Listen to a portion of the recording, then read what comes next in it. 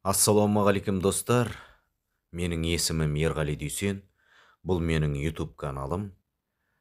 Осы әңгімені соңына дейін тыңдап, пікірлеріңізді жазып, лайктарыңызды басып, мені қолдай отырыңыздар. Таласқа түскен ата-ана. Әрбір қыз баласы отау құрып, барған жеріне, еліне сіңісіп, сол елде Құдай қосқан қосағымен бақытты да баянды өмір сүргісі келеді. Алайда, кейде өмір тоқпақтары ешбір жанды аямасы тағы бар.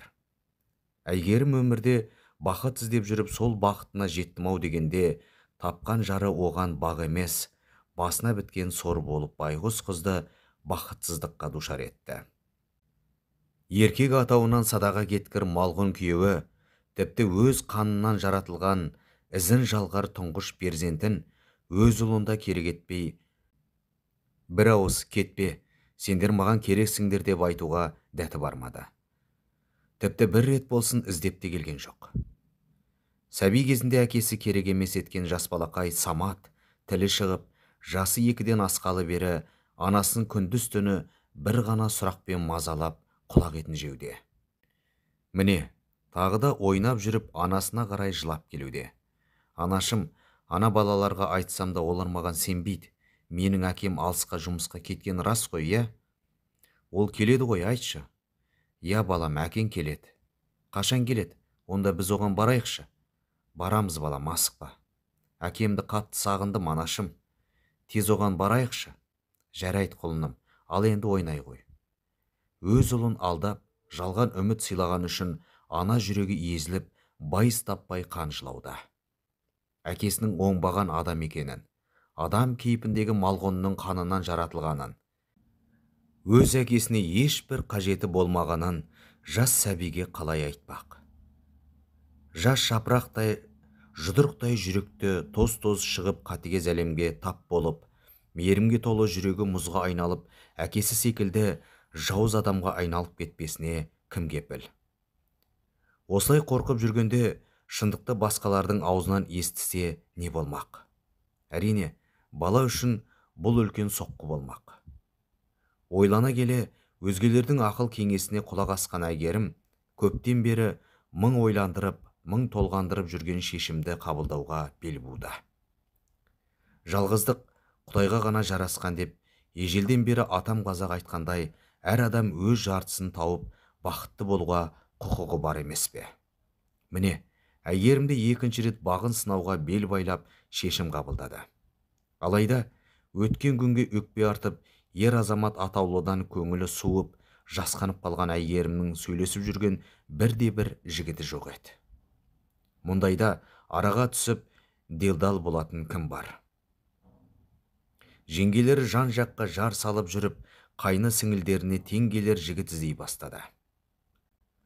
Мұндай шешімді әрең дегенде қабылдап, тәуекелге бел байлап, ертеңінен мол бақыт күткен жас ананың жігерін теңімен, тезек қабымен деген қағиданы ұстанатын еркектер құм етті. Кездескен әрбір еркісі ұлың мен қабылдамаймын. Тұрмысқа шығар болсаң, балаңды ата-анаңа немесе өзің қалған жерге тастап кет деп талап қойды. Мұндай еркек сымақтардан Әйгерім бірден бас тартып, тұрмыс құруға деген ойы бұзылып, шешімінен бас тартып, тек қана ұлы үшін ғана өмір сүрем дегенде, соңғы үміт үзілер шақта қайта жалғанды. Жарынан айырылып, бір ұлымен далада жалғыз қалған Бағдат есімді еркісі, Әйгерімнің ұлын өз қамқорлығына алып, әке орнына әке боламын деп ант су ішіп, Әйгерімге ұсыныс жасады. Алғаш кездескен күннен ақ оның жүрегі иманға толы, сабырлы, байсалды мейірімді екенін ұғынған Әйгерім бұл ұсынысқа бірден келсе кетті. Бағдаттың ес жиып, оң мен солын ажыратып қалған Бағлан есімді ұлы бар. Әкесінің бұл шешіміне келіспей, анасының орнын ешкім бөліскісі келмей тымырайып жүрді. Әйгерімді туған туыс, көрші қолаңдары жиналып, ақ батасын беріп шығарып салды. Екінші рет бақтарын сынауға бекінген екі жас қол ұстаса жаңа өмірге қадам басты. Бағлан әкесін жаңа анасынан қызғанып, қыңырланып, әбден мінез көрсете бастады. Бұл балақай енді сенің бауырың деп таныстырған Саматты мүлдем жанына жолатпай қойды. Ешбір затын бөліспей, мінезі тіптен қиындап кетті. Біздің кесірімізден балаңыз әбден қиналды-ау. Әйгерім, сенің мұның не? Біз ерлі зайыпты бір бүтін отбасы болдық емес пе? Ерлі зайыптылар арасында сенікі, менікі деген болушы ма еді? Балаңыз дегенің қалай сенің? Ол енді сенің де ұлың. Сенің ұлың, менің ұлым. Екеуі бауыр болды ғой. Білем, балам саған аздап мінез көрсетіп жүр. Бірақ та мұның бәрі өткінші. Аздап уақыт керек. Кешіріңіз мені, сөзіңіздің жаны бар. Ол менен қашқақтап жүргендіктен мен оған жақындауға қорқып жүрмін. Оны өзіме жақын тартуға тырысам. Сол сәттен бастап Әйгерім барынша тырысып, Бағланды өзіне жақын тартпақ болды. Әкесінен алған мағлұматтарға сүйене отырып, ұнататын тағамдарын, тәтті бәлеш, торттарын жасап беріп, бірге серуенге алып шығып жүрді. Әйтсе де, сол баяғы жартас, сол жартас күйінде қала берді. Жасап берген тағамдарын жемей шетке ысырып қояды. Әйгерімді маңына жуытпайды. Үнемі сіз менің анам емессіз, сіз анамдай бола алмайсыз деп жүрекке найзадай қадалар ауыр сөздер айтып отырады. Бұл сөздер Әйгерімнің жанын жараласа да, ол кері шегінбеді. Сонда да бар қамқорлығын аяған жоқ. 2 жылдай уақыт өтті. Сонда да еш өзгеріс жоқ. Әйгерім жүкті болып, іші біліне бастағанда Бағлан мүлдем тұйықталып кетті. Оның мұншалықты ерте ер жетіп ересек адамдарша сөйлейтініне кейде өз әкесі таңданып қалатын. Әне-міне дегенше Әйгерім дүниеге қыз бала алып келді. Әйгерімді перзентханадан шығарып алуға Бағдат 2 ұлын алып бармаққа ниеттенді. Асығып жүргенде Бағланның дайындалмағанын көзі шалып қалды.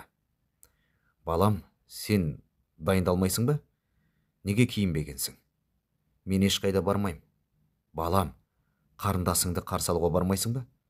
Ол менің қарындасым емес. Маған ана, бауыр, қарындас ешкім керек емес. Мен саған ескерттім. Мен де сізге ескерттім. Маған ана қажет емес. Менің туған анам бар. Оның орнына басқасы керек жоқ. Ұқтыңыз ба? Бағдат ашуға булығып, ұлына қол көтергенін байқамай қалды. Балапаным, кешірші мені. Мен бұлай жасағым келмеген. Өзің мәжбүр еттің. Енді менің әкем де жоқ. Менен кейінгі балдарыңызға әке болып жарта беріңіз. Бағлан бөлмесіне кіріп, есікті іштен кілттеп алды. 2 оттың ортасында қалып, не істерін білмей әлек болды.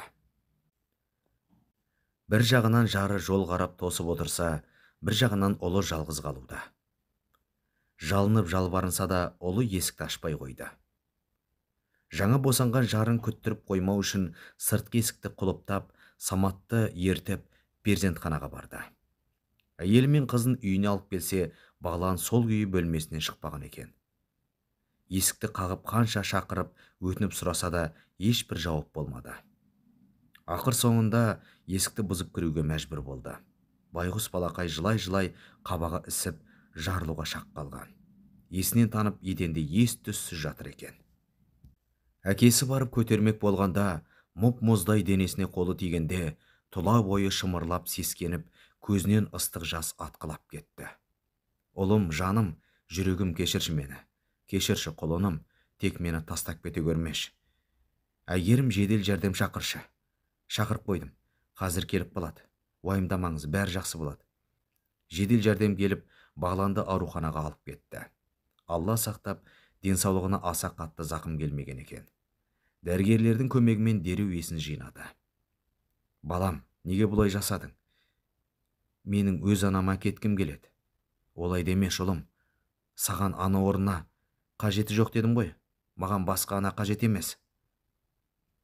Бағлан ашуланғаннан қып-қызыл болып шыға келді. Медбике келіп, Бағдатты сыртқа шығарып жіберді. Бағдаттың есік алдына жеткені сол ғана еді, медбикенің шырылдаған даусы шықты. Артына бұрылып қараса, бағлан медбикенің қолын тістеп қашып бара жатыр екен. Бағдат баласын ұстап үлгерді. Бірақ та әкесінің қолынан да шығып қашып кетуге ұмтылып жанталасып бой берер емес. Дәрігер тыныштандыратын ине егуге мәжбүр болды. Бағдат мырза, балаңыздың жүйкесіне ауыр соққы тиген. Оны қыспаққа алмағаныңыз жөн. Әйтпесе арты жақсы болмайды. Түсіндім, дәрігер. Бағдат ұлының алған бетінен қайтпасын, Әйгерімді анасы ретінде қабылдамасын ұғынды. Тығырықтан шығар жол іздей бастады. Әйгерімнен де бас тарта алмайды. Екеуінің арасында Әмина есімді сұлу ханшайым бар. Ойлана келе, ұлы мен ересек адамдарды әңгімелесуге бел буды. Баласына Әйгерім жайлы тіс жармай оны үйіне алып кетті.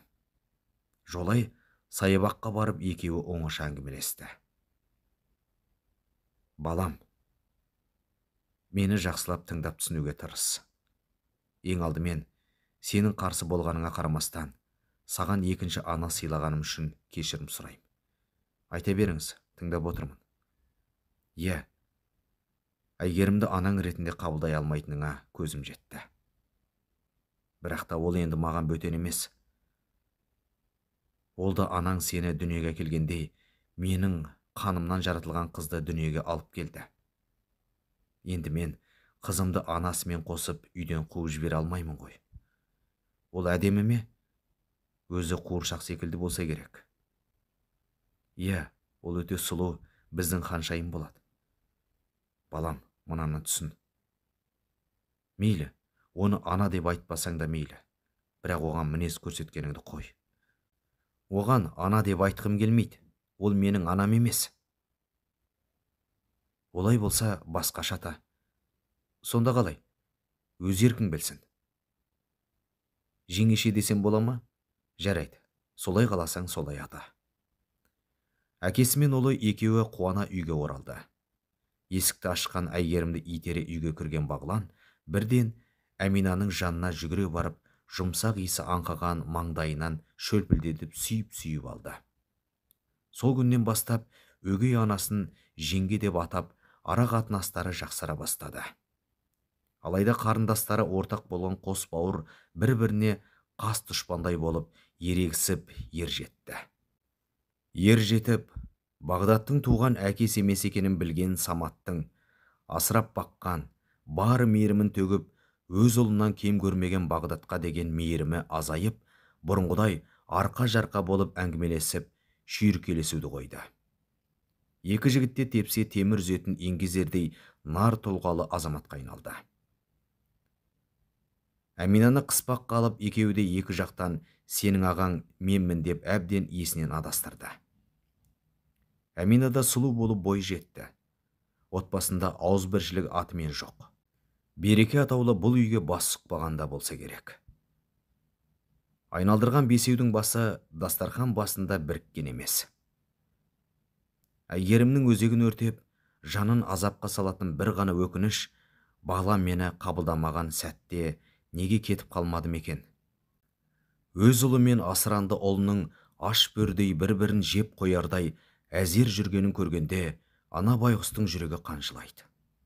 Уақыт сағаты жетіп, Бағлан шаңырақ көтеріп, Аяулым есімді қызды өзіне жар етті. Аяулым текті жерден шыққан иманды, ақылына көркі сай сұлу қыз. Келген сәттен ақ ата-енесін бөліп жармай екеуіне бірдей сәлемін салып, қабақ түймей, құп болады анашым деп, Әйгерімнің ақыл кеңестеріне құлақ асып, анасынан кем көрмей сыйлап, қас қабағына қарап сыйлап бақты. Саматқа да қарсы сөйлемей, мырзаға деп сыйлап жүрді. Араға көп уақыт салмай, Самат та шаңырақ көтеріп, Айсана есімді ару мен ақ некесін қиғызды. Алла абырой беріп, қос келінде өте ибалы, салиқалы жар бола білді. Екеуі туған әпкелі сіңілідей бір-біріне ет жақын болып кетті. Жұрт көрсе қызығар ауызбіршілігі жарасқан тату тәтті абысынға айналды. Мың жерден абысындар тату болғанымен, ата-ене шешімімен Самат пен Айсана өздеріне арнап сатып алынған үйге еншілерін алып шығып кетті. Ара қашықтық абысындардың қарым қатынасына кедергі бола қойған жоқ. үнемі себеп тауып қара шаңырақта бас қосып жүрді. Бөлек шыққалы бері Саматтым ашушаң болып кетті. Айсана өз жарын тани алар емес. Самат, саған не болып жүр? Неге жүйкең жұқарып жүрсің? Айсана, мен анамды үйге алып келгім келеді. Ана хайуанның қолында анамды қалдыра алмаймын. Хайуан дегенің кім? Кім болушы еді? Ана жексұрын бағланды. Ол анамды бала күннен бері қабылдамай келеді. Ана қатыны да анамды сыйламай қор етіп жүретін шығар. Қой, абысын ондай адам емес. Анам бағланды бала күннен асырап бақты. Менен артық жақсы көрмесе, кем көрген жоқ. Бар тәттіні соның аузына тықты. Соның қарымтасына не алды? Анамды ана, мені бауыр деп қабылдамаған адамның әйелі енесін сыйлайды дейсің бе? Осы күнге дейін анамның оған төзгені жетер. Мен есейдім. Енді маған әке қажет жоқ. Анамды өзім асырай алам. Самат, мен сені мұншалықты саяз ойлайды деп ойламаппын. Саған әке қажет емес болар бәлкім. Бірақ анамызға жар керек. Анамыз әкемді құдайындай сыйлайды емес пе? Ақмақтықты доғар. Жоқ, мен анамды қайтсем де алып келем. Самат асыға көлігіне мінді де жолға шығып кетті. Баса көктеп әке шешесінің үйіне барды. Анашым, анашым. Балам, келе ғой, амансың ба? Не бол сонша айғайлап? Жүріңіз, кеттік. Дереу заттарыңызды жинаңыз. Әмина қарындасым, сен де жинал. Мен сендерді өз үйіме алып кетем. Балам, не айтып тұрсың? Менің үйім осы емес пе? Сізді мұнда қалдыра алмайым. Сізге үнемі мінез көрсетіп сыйлауды білмейтін адаммен қалай қалдырам? Ей, боқмұрын, есің барда бұл жерден кет. Мен жеңгеме ешқашан жамандық тілеген емеспін. Дұрыс, ана деп атай алмадым. Бірақ бұл дегенім, ол кісіні жек көрем дегенім емес. Анам осында бізбен бірге қалады. Әмина менің де қарындасым. Оған сенен артық қамқор болам. Сен араласпай жөніңе тұр. Кетпесем қайтесің? Қуып шығасың ба? Анамды қалай сыйлайтыныңды бала күнімнен бері көріп білем. Сол үшін де саған аманат еткім келмейді. Екеуің де доғарыңдар. Жетер енді. Самат ұлым, үйіңе қайт. Мен барда анаңның көзінен бір тамшы жас шықпайды. Қане балам, қайта қой. Мен енді жас бала емеспін. Анам мен үшін сізге тұрмысқа шыққанын білем. Енді мен ересек адаммын. Маған әкенің қажеті жоқ. Осы күнге дейін асырап баққаның үшін рахмет. Мұның бәрінің құнын төлеймін. Қарзымнан құтылам. Балам-ау, сен не айтып кеттің? Мен сен үшін ұялып тұрмын. Кет бұл жерден. Анашым, таңдау сізде. Не өз ұлыңызбен бір шаңырақта өмір сүресіз, болмаса мені ұмытасыз. Мен сіз үшін қарауайымға салынып өмір сүргім келмейді. Кет бұл жерден. Саған тәрбие берерде қай жерден қате жібердім екен? Таңдау жасаған екенсіз. Ендеше бұл күннен бастап мен үшін анамда өлген. Қош болыңыз. Ұлының бұл сөздері әйгерім үшін өте ауыр соққы болды. Етегі жасқа толып еңіреп жылап қала берді. Самат жары Айсанаға анасы мен жеңгесімен сөйлесуге тыйым салды. Әйгерім ұлынан еш хабар алмағасын ауырып, тамағынан ас өтпей жатып қалды. Әйеліне жаны ашыған Бағдат, асыранды ұлының дегеніне көніп, шамалы уақыт Саматтың шаңырағында тұруға шешім қабылдады. Азын-аулақ киім кешегін жинап жолға шықпақ болғанда Бағлан кедергі жасады. Әке, қайда барасыз? Мұныңыз қалай? Балам, шамалы уақыт Саматтың үйінде тұруға шешім қабылдадық. Өз ұлыңызды тастап барасыз ба? Мен ешкімді тастағалы тұрған жоқпын. Тек уақытша ғана. Анаңның жағдайын көрмейсің бе? Ол не, сізді үйіне шақырды ма? Ол тек өз анасынан, сізден, бізден бас тартуды талап етті. Сіздің өзіне әке болғаныңызды қаламайтын боқмұрының үйіне сізді қалай жіберем? Ешқайда бармайсыз. Балам, олай деме. Маған олай сөйлейтін жөнің жоқ. Мен өзім білем. Иә, сіз ешқашан менімен ақылдасқан, менің не қалайтынымды сұраған емессіз. Егер менімен санасатын болсаңыз, мәжбүрлі түрде өзге әйелді анамдай сыйлатып қоймас едіңіз. Солай де.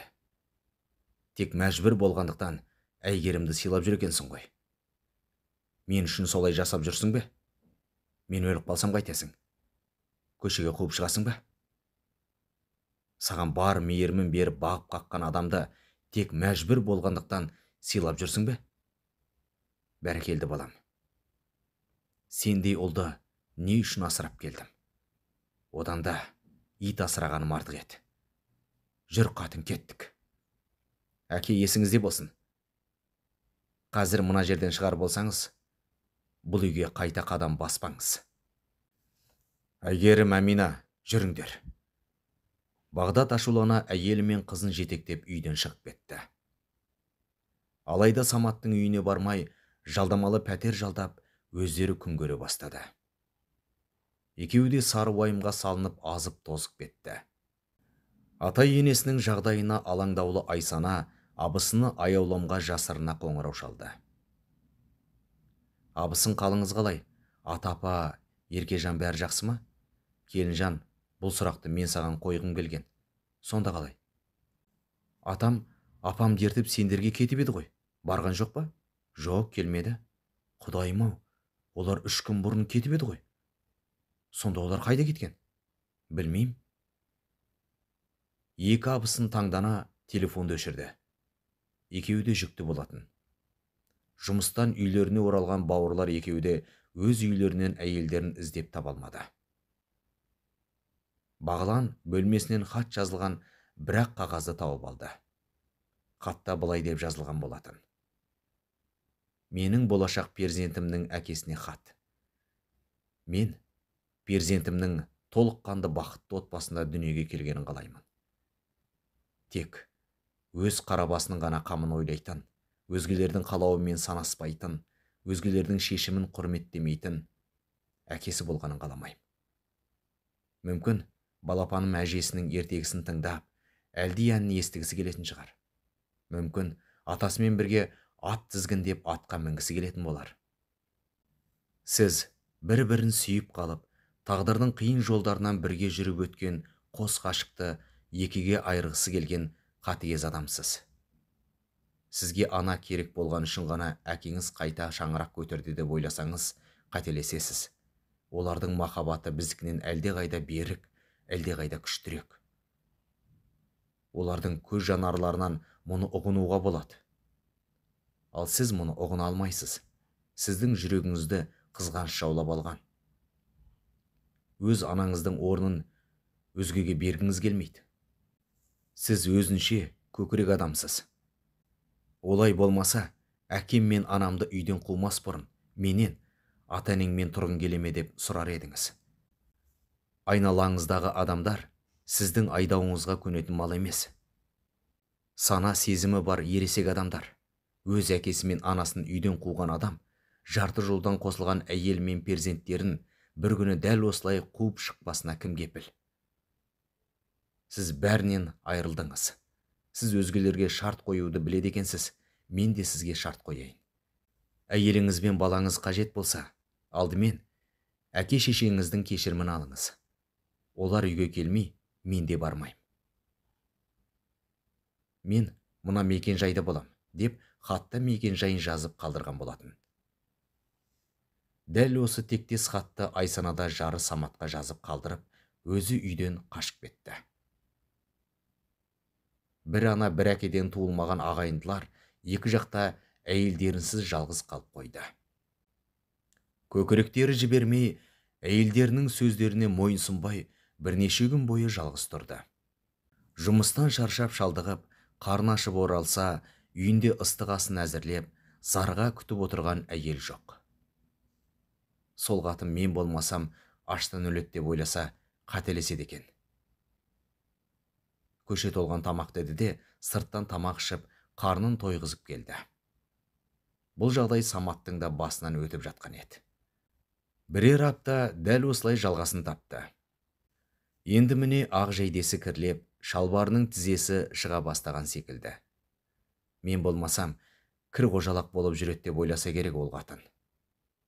Өзім ақ күнімді көрем. Маған ешкімнің қажеті жоқ деп ашуланған Бағлан ақ жейдесі мен қара шалбары тағы бірнеше киімді кір жуатын машинаға салып жіберді. Бір айналып келсе, жейдесі түрлі түсті жейдеге айналыпты. Ашуға булығып, машинаны бір теуіп, аяғын ауыртып алды. Саматтың күйі осылай. Сонда да дес берер емес. Басқа шалбар жейдесін киіп жұмысқа кетті. Айлық алғанына 10 күннің шамасы болса да, қалтасы жұқарып, ақшасы таусылуға жақын қалды. Өйткені түскі, кешкі ас, таңертеңгі шай пайын бәрін сырттан сатып алады. Бұл жүрісімен айлық ақшасы тек айдың ортасына дейін ғана жетті. Енді бәрін өзі дайындауға тура келді. Ас әзірлеймін деп отқа, суға, майға да бәріне күйді. Сондағы істеген асының түк татымы жоқ. Бірде тұзы ащы, бірде майы көп, әйтеуір бір бұламық жасап жеп жүрді. Қос ағайындының тәубесіне келіп, анасы мен әйелдерінің қадірін сезінуге бір айдың өзі жеткілікті болды. Әйел алғанға дейін анасының қаншама қамқорлық жасағанын ұғынды. Әрбір ер адамға үнемі қолдау көрсетіп, күтімін жасап, асын әзірлеп, шаршап шалдығып келгенде күлімдеп қарсы алатын әйелдің қажет боларын ұғынды. Өмірден сабақ алды. Әйелінің өз туыстарының қолында жүрсе де, құдды бір жат жерге кетіп қалғандай ол үшін алаңдап жаны жай таппады. Дереу жиналып алдымен әке шешесінен кешірім сұрамақ болып Саматтың үйіне жол тартты. Барған кезде өз көзіне өзі сене алмай есеңгіреп қалды. Дәл өзі секілді жалғыздықтың дәмін татып, өзімен өзі арпалысып жүрген Саматты көрді. Самат, сен не, жалғызсың ба? Сен мұнда неге келдің? Әкем мен анамыз қайда? Менің анам жоқ, ол мен емес, өгей баласын таңдаған. Ал менің әкем болса, мен емес, сені таңдап сенің үйіңе кеткен болатын. Не айтып тұрсың? Олар мұнда келген жоқ. Олар қайда сонда? Сен неге жалғыз тұрып жатырсың? Келін қайда? Онда сенің шаруаң қанша? Өзіңе бір қарап алсаңшы. Киімдеріңді кір басып, әйелің жоқ адам құсап қалыпсың. Иә, әйелім жоқ. Әкемді ренжіткенім үшін ол мені тастап кетті. Менікі де солай жасады. Тұра тұршы. Осы екеуі келісіп жасаған жоқ па? Әйелің саған хат бірдеңе қалдырған жоқ па? Иә, қалдырды. Саған да солай етті ме? Иә, маған сол хатты берші. Бағлан дереу екі хатты салыстыра бастады. Екеуінде де бір мекен жай жазылған екен. Екеуі бір-біріне қарап таңданып қалды. Екеуі бірге сол мекен жайға барды. Барған кезде екеуінің көздері шарасынан шығып кете жаздады. Екеуінің әйелі де әке шешесімен бірге бақыттан жүздері бал-бұл жайнап өмір сүріп жатыр екен. Бұларды көрген бойда аяулым мен Айсана жүгіре алдынан шықты. Бағдат, сенің еш жинауың үшін бір ай уақыт қажет болғаны ма? Осы уақытта әкем мен анамыз қалай қиналғанын білесің бе? Өмірге келген әрбір жанның басына берілген бақ пен Алланың әмірімен жазылған өмір жолы тағдыры болады. Әр адам өз арман мақсаттарымен алған тәрбиесімен ерекшеленеді. Сол тәрбиені беруші әлпештеп отырған ата-анамыз, ең бақытты жандар ата-ананың мейірімін, қамқорын көріп, қасында жанашыр анасы мен қамқор әкесі барын біліп, жан жылуын сезініп өскендер. Ал сендер сол бақыттың қадірін ұғына алдыңдар ма? Ата-анамыз өзіне тиісті құрметті көріп жүр ме? Жоқ, әрине, көрген жоқ. Алла ата-анаға құрметсіздікпен қарауды харам етті. Дінде бұл ең ауыр күнәлардың санатына жатады. Ата-анасына құрметсіздік танытқан адамның Алла тағала парызында, нәпілінде қабыл алмайды. Ата-анасына құрметсіздік танытқан адамның амалдары пайда бермейді. Барлық күнәлардың жазасы Алла тағаланың қалауымен қиямет күніне дейін кешіктірілуі мүмкін. Тек ата-анасына құрметсіздік танытқан адамның жазасын осы өмірде өлім келмей тұрып береді. Мына үстеріңдегі күйік, кесілген жаралардың ізін байқасам, сендер жазаларыңды өтеген секілдісіңдер. Ата-анаға жақсылық Алла жолында жихад жасағаннан да абзал. Ата-анаға жақсылық жасаған адам қажылыққа, умраға барғандай сауап алады. Ата-анаға жасаған жақсылығы адам өмірін ұзартып, ризығын кеңейтеді. Сіздерге мына бір хикаяны айтып берейін. Алқаманың оқиғасы. Алқама есімді сахаба болыпты. Жоқ жітік жандарға үнемі қол ұшын беріп жүреді екен. 5 уақыт намазын қаза етпей оқитын болған. Бір күні қатты науқастанып, төсек тартып жатып қалады. Пайғамбарымыз саллаллаху алейхи уассалам халін сұрауға бірер сахабасын жібереді. Олар келгенде калима таухид пен калима шахадатты айт дейді. Сонда Алқаманың тілі күрмеліп, ештеңе дей алмайды. Осы хабарды естіген пайғамбарымыз саллаллаху алейхи уассалам Алқаманың ата-анасы бар ма деп сұрайды. Иә, қарт анасы бар деп жауап береді қасындағылар. Ей Біләл, маған Алқаманың анасын шақырып кел дейді, Алланың соңғы елшісі. Анасы келгенде, сіз Алқаманға ренжіп жүрсіз бе деп сұрайды. Иә, мен оған қатты ренжулімін дейді. Сонда пайғамбарымыз саллаллаху алейхи уассалам түсінікті.